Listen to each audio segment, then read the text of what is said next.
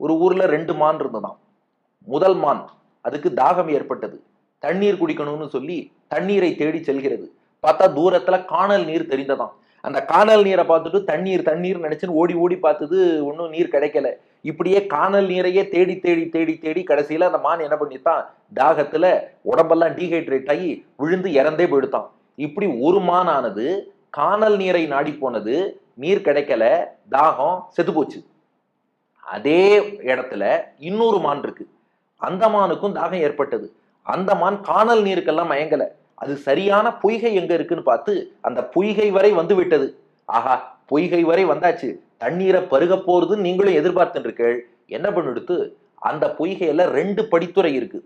ஒரு படித்துறை வழியா இறங்கினா சறுக்காது வழுக்காது, நன்னா போய் தண்ணி குடிச்சிட்டு வந்துடலாம்.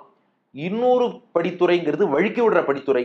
தெரியாதனமா வழுக்கி விடுற படித்துறைக்கு போயிட்டு தான் அந்த மான் வழுக்கினது, தண்ணீருக்குள்ளே விழுந்தது, அந்த மானும் மாண்டு போனது. இப்ப கூரத்தாழ்வான் கேட்டார், 2 மானுக்கும் என்னப்பா வித்தியாசம்னார். என்ன வித்தியாசமா? ஒண்ணும் இல்ல. ஒரு மான் குளத்துக்கே போகாம செத்து போச்சு, இன்னொரு மான் குளத்துக்கு போய் செத்து போச்சு. அவ்வளவுதான் வித்தியாசமே ஒழிய மரணம் என்பது 2 மானுக்கும் பொதுதானே.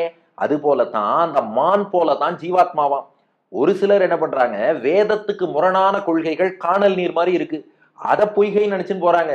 கடைசி வரைக்கும் தண்ணீர் கிடைக்கல, அர்த்தமும் கிடைக்கல, அப்படியே விழுந்து விடக்கூடிய நிலை ஏற்படுகிறது. ஒரு சிலர் தெளிவாகி இந்த மான் மாதிரி, கெட்டிக்கார மான் மாதிரி தண்ணீர் பொய்கையாகிய வேதம் வரை வந்தாச்சு.